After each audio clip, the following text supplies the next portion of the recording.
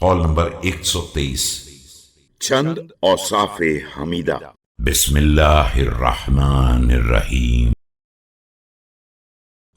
طوبى لمن ذل في نفسه وطاب كسبه وصلحت سريرته وحسنت خليقته وأنفق الفضل من ماله۔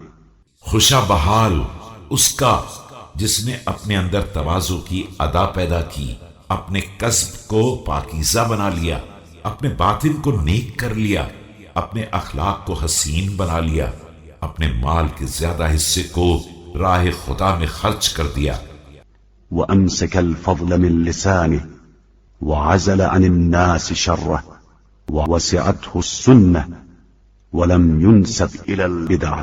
اور اپنی زبان درازی پر قابو پا لیا، اپنے شر کو لوگوں سے دور رکھا اور سنت کو اپنی زندگی میں جگہ دی، اور بدعت سے کوئی نسبت نہیں رکھی۔